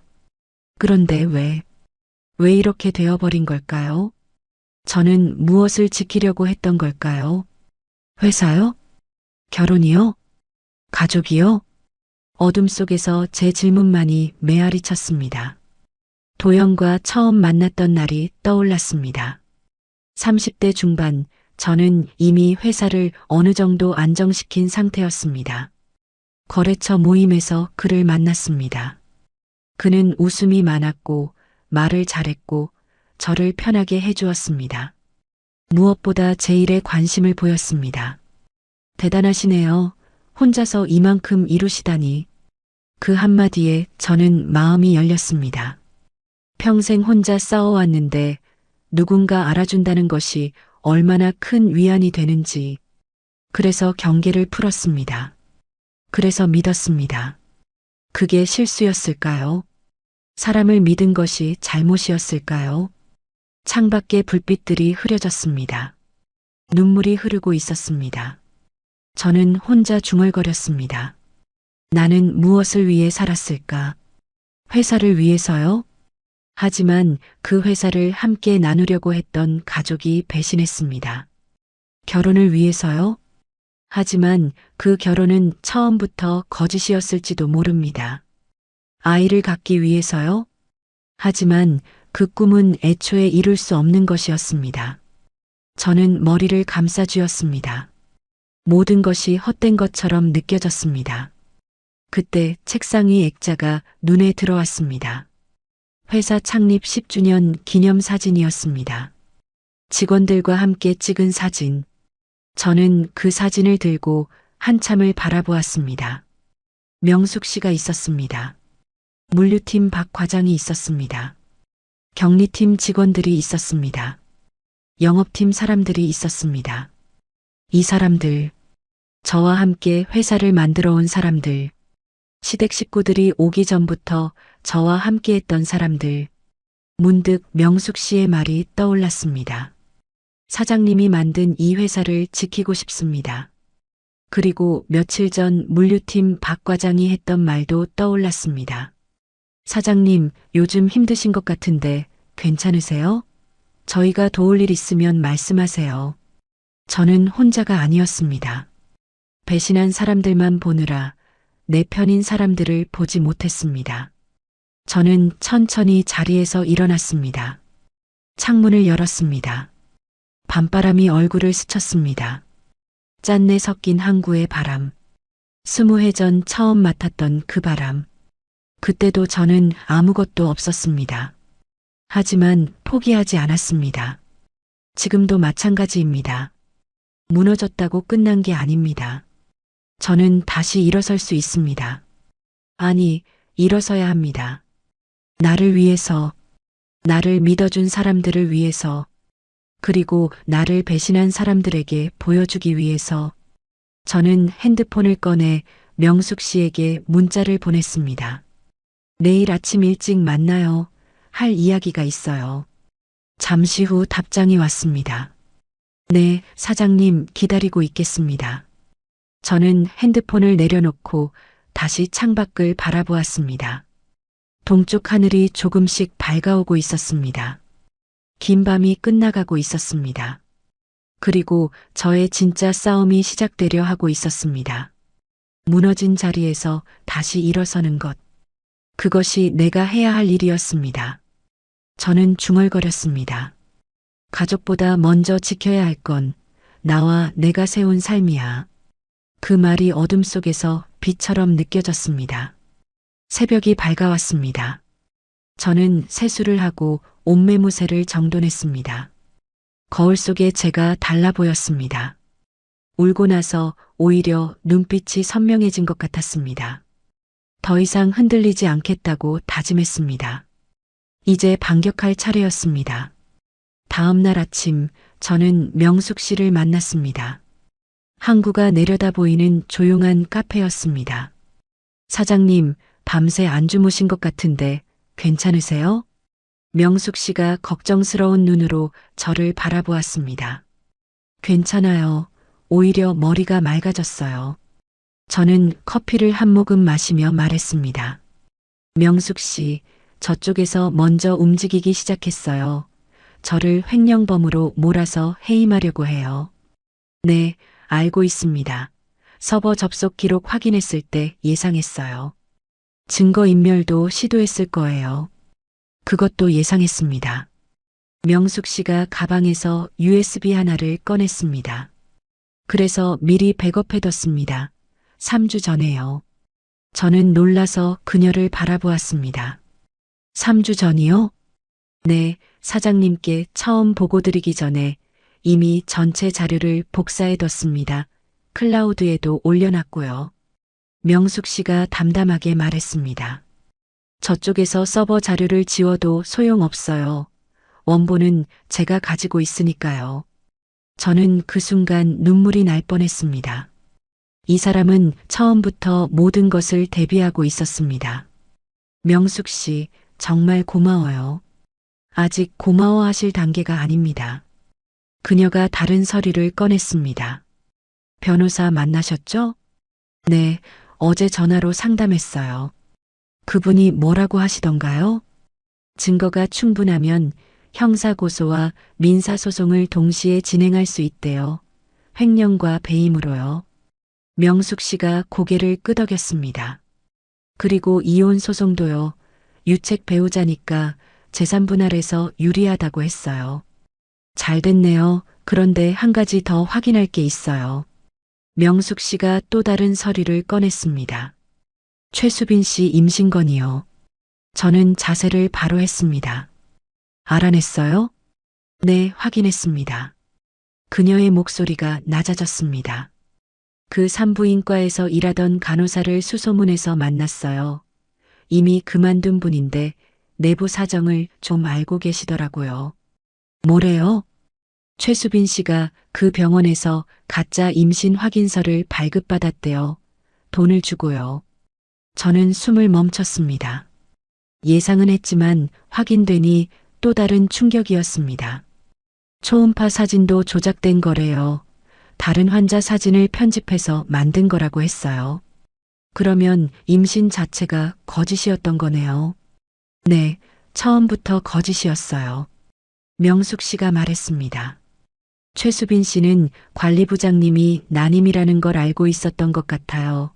그래서 임신을 빌미로 돈을 뜯어낸 거죠. 도연은 그걸 알고 있었을까요? 모를 수도 있고 알면서도 속은 척했을 수도 있어요. 어느 쪽이든 회사 돈을 유용한 건 사실이니까요. 저는 한참을 생각했습니다. 도연이 정말 속은 것인지 아니면 공모한 것인지. 하지만 지금 그건 중요하지 않았습니다. 중요한 건 증거였습니다. 명숙 씨, 이 증거도 확보할 수 있어요? 그 간호사분이 진술서를 써주시겠다고 했어요. 조건이 있긴 한데. 무슨 조건이요? 본인 신원을 보호해달라는 거예요. 보복이 두려우시대요. 당연히 그래야죠. 약속할게요. 명숙 씨가 고개를 끄덕이며 마지막 서류를 꺼냈습니다. 그러면 이제 모든 증거가 갖춰졌습니다. 그녀가 테이블 위에 서류들을 정리하며 말했습니다.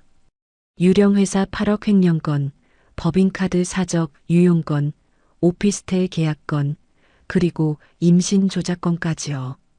저는 그 서류들을 바라보았습니다. 3주 동안 모은 증거들, 시댁 식구들과 도연이 저지른 모든 것들의 기록. 이걸로 충분할까요?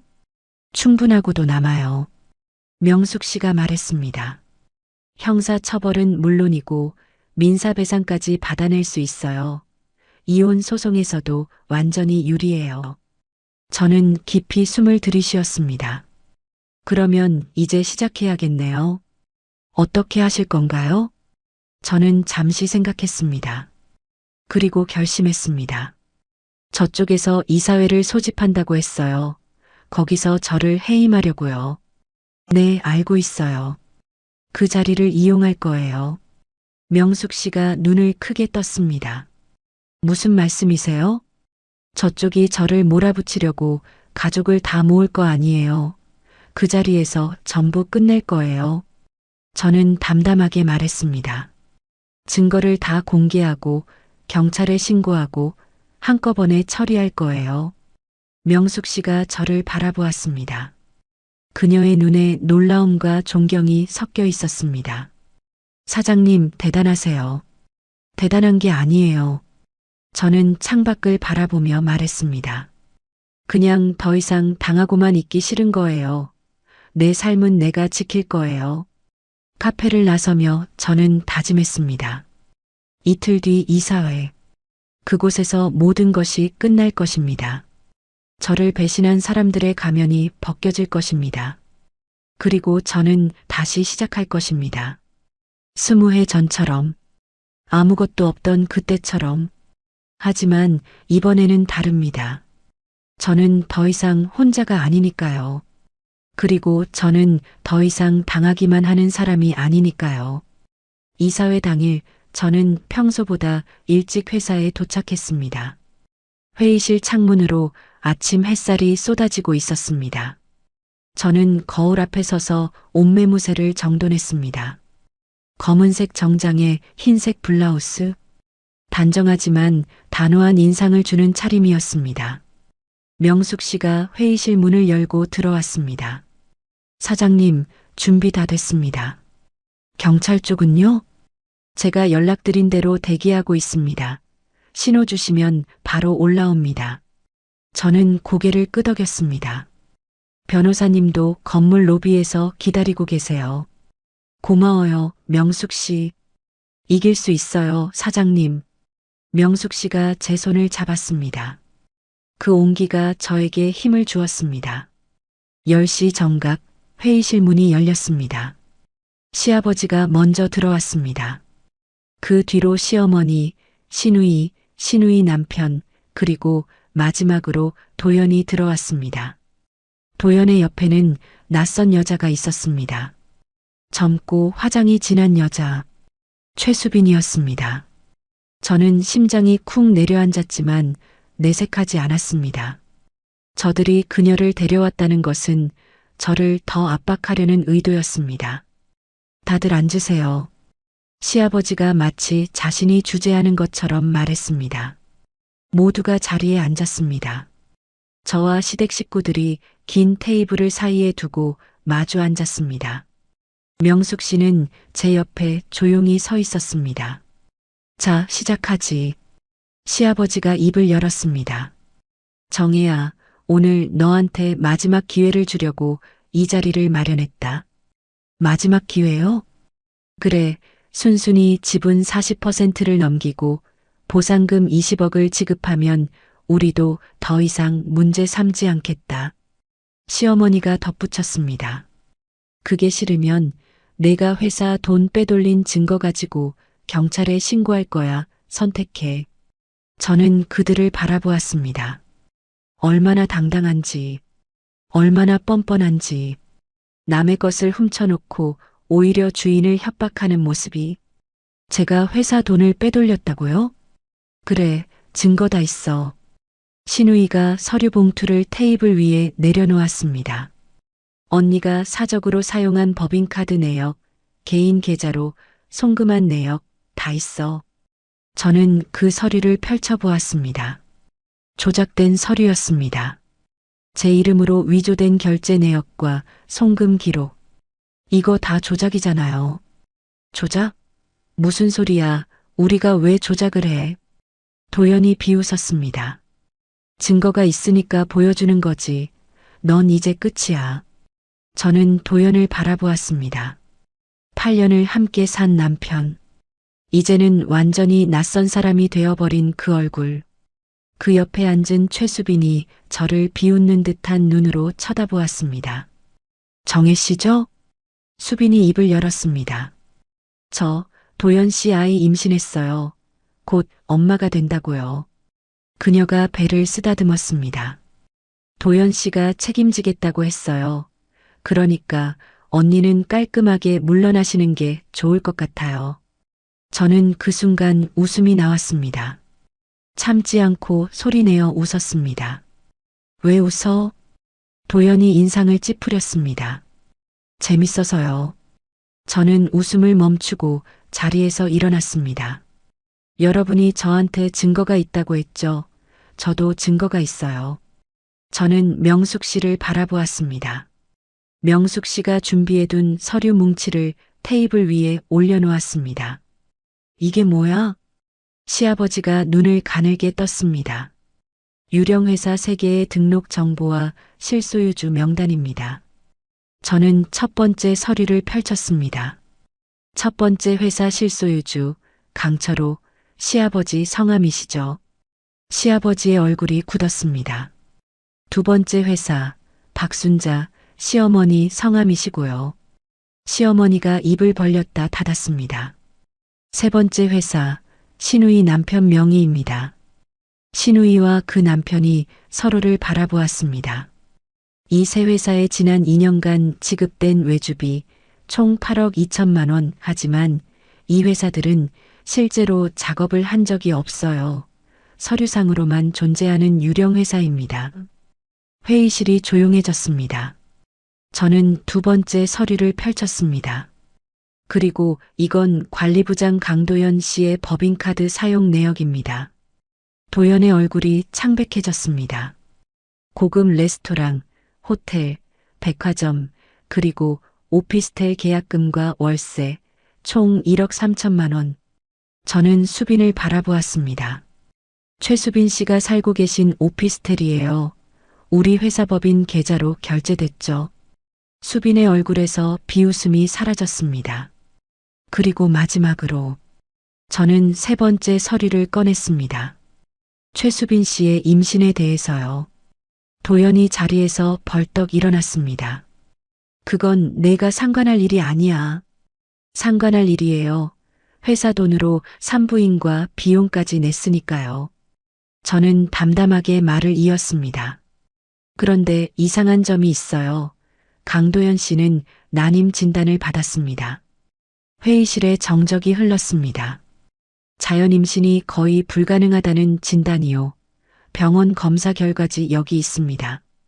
저는 서류를 테이블 위에 내려놓았습니다. 도연의 얼굴이 새하얘졌습니다. 시어머니가 소리쳤습니다. 그게 무슨 소리야?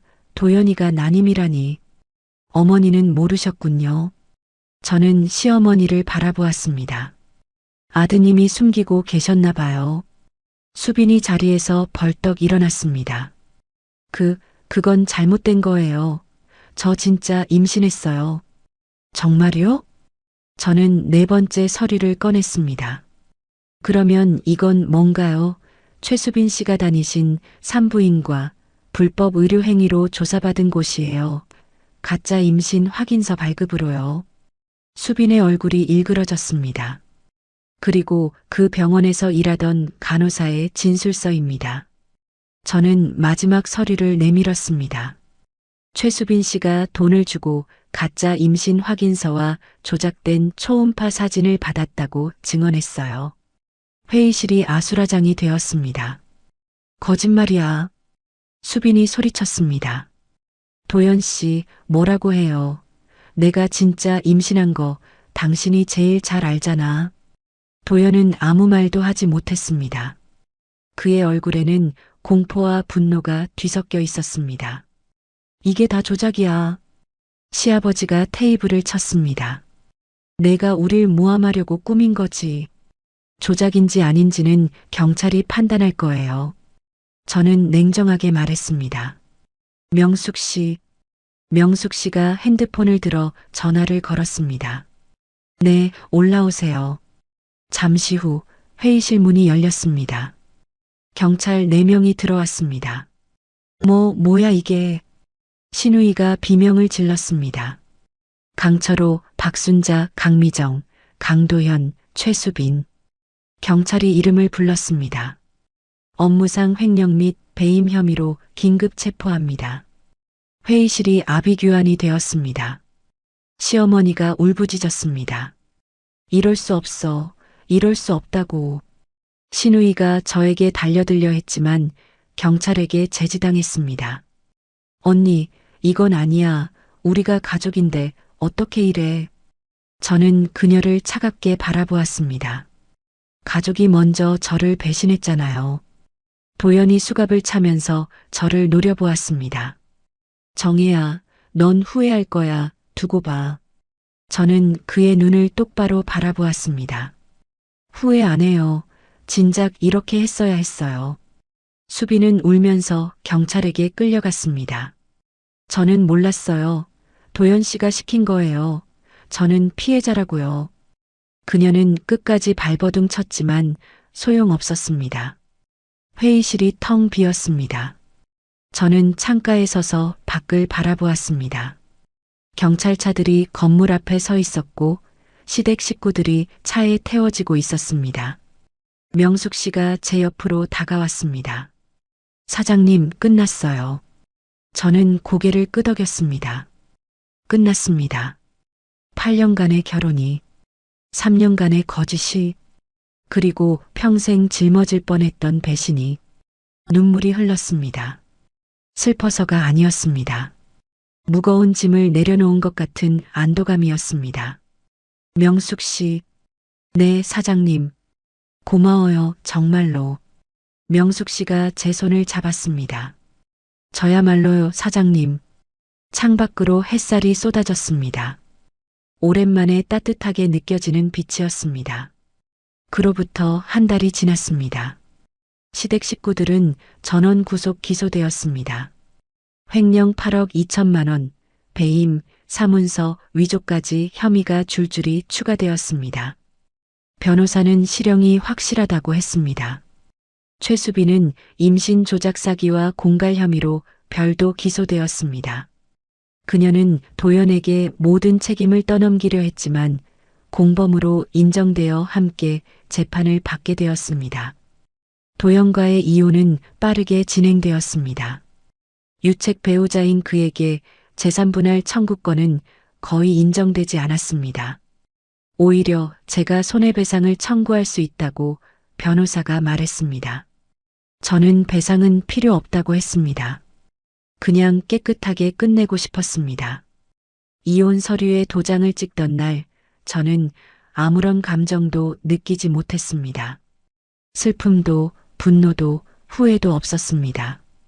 그저 오래된 짐을 내려놓는 것 같은 가벼움만 있었습니다.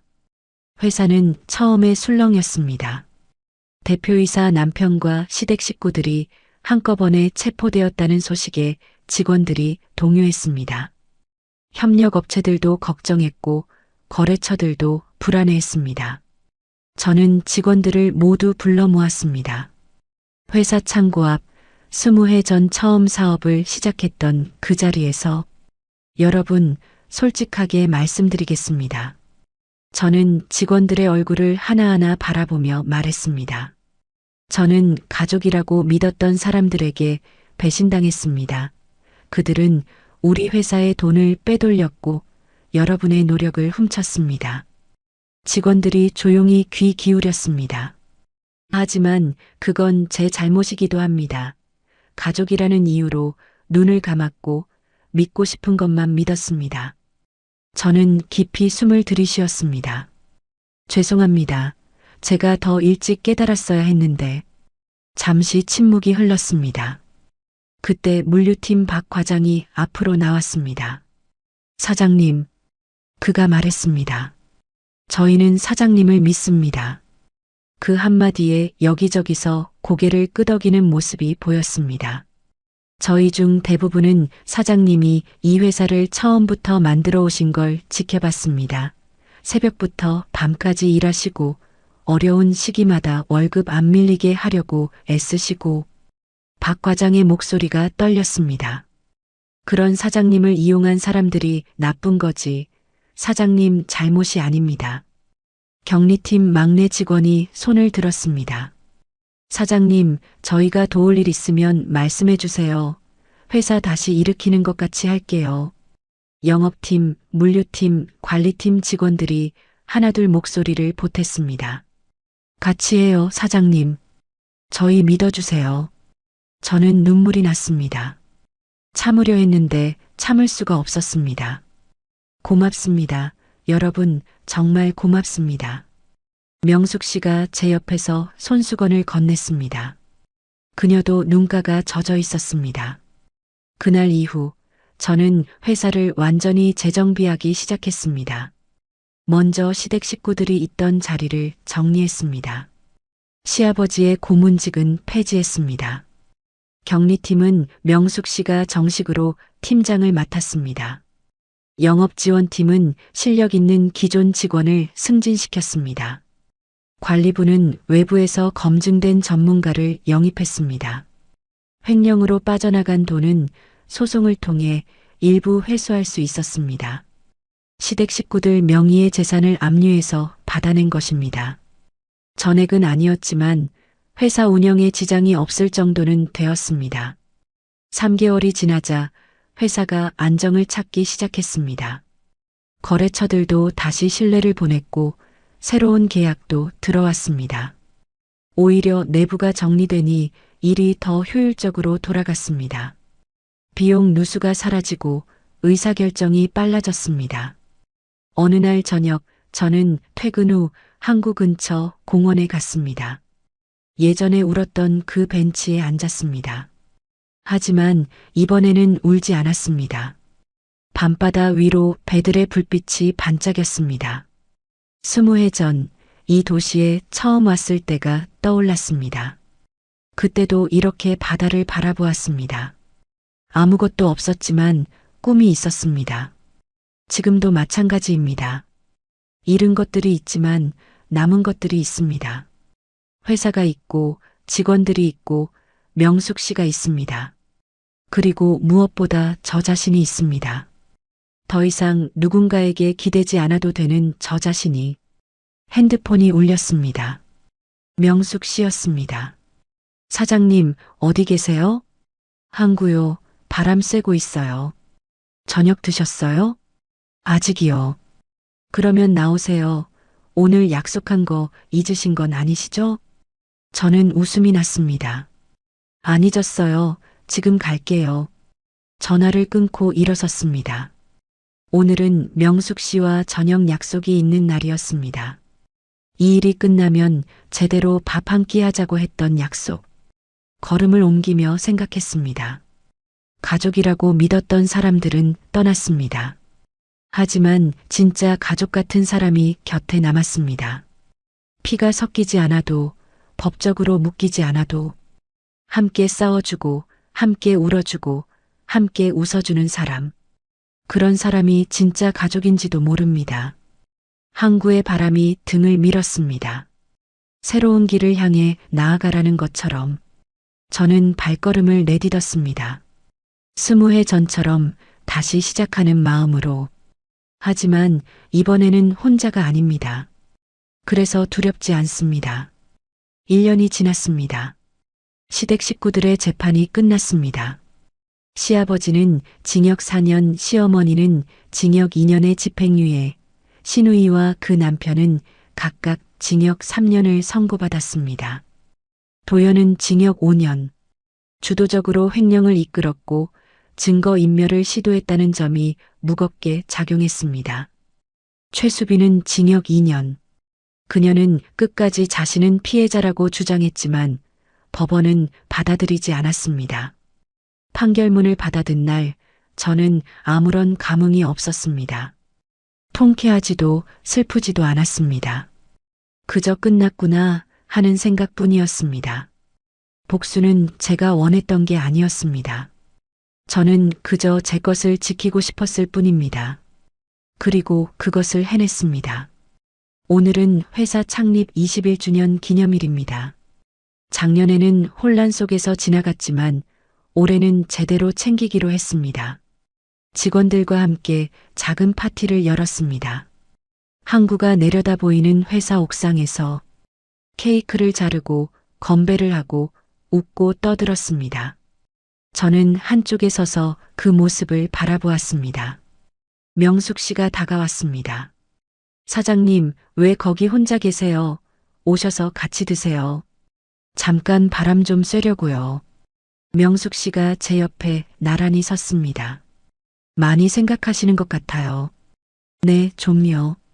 저는 항구를 바라보며 말했습니다. 1년 전 오늘 저는 무너질 것 같았어요.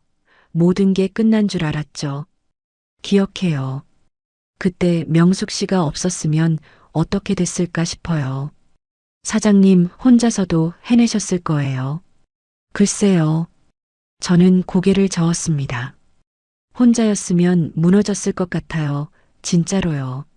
명숙 씨가 조용히 제 손을 잡았습니다. 사장님, 저 할 말이 있어요. 뭔데요? 그동안 감사했습니다. 저는 놀라서 그녀를 바라보았습니다. 갑자기 왜요? 그냥요. 명숙 씨가 웃었습니다. 20해 넘게 같이 일하면서 한 번도 제대로 말한 적이 없는 것 같아서요. 명숙 씨야말로요. 고맙다는 말 제가 더 많이 해야 하는데. 아니에요. 사장님이 저한테 해주신 게 훨씬 많아요. 그녀가 항구를 바라보며 말했습니다. 20해 전 저는 아무것도 없었어요. 전 남편한테 다 잃고 빚만 남았었죠. 알아요. 그때 사장님이 저한테 기회를 주셨어요. 과거는 묻지 않겠다. 앞으로만 보자. 그 말씀 잊지 않았어요. 명숙 씨의 눈가가 젖어 있었습니다. 그 한마디가 저를 살렸어요. 진심이에요. 저도 눈물이 났습니다. 명숙 씨, 우리 참 많이 왔네요. 네, 정말이요. 저희는 한동안 말없이 항구를 바라보았습니다. 20해 전의 기억이 떠올랐습니다. 작은 창고 하나로 시작했던 날, 트럭 한 대로 화물을 나르던 날, 밤새 일하고 새벽에 쓰러지던 날, 그 모든 날들이 지나 지금 여기까지 왔습니다. 중간에 배신도 있었고, 상처도 있었고, 무너질 뻔한 순간도 있었습니다. 하지만 버텼습니다. 그리고 다시 일어섰습니다. 저는 그 과정에서 한 가지를 깨달았습니다. 사람은 누구나 기댈 곳을 찾습니다. 가족이라는 이름, 결혼이라는 제도, 사랑이라는 감정. 그런 것들에 기대어 살아갑니다. 저도 그랬습니다. 가족이 있으면 든든할 거라고 생각했습니다. 남편이 있으면 외롭지 않을 거라고 믿었습니다. 하지만 그건 착각이었습니다. 가족이라고 다 내 편이 아니었습니다. 남편이라고 다 나를 사랑하지 않았습니다. 결국 지켜야 할 것은 나 자신이었습니다.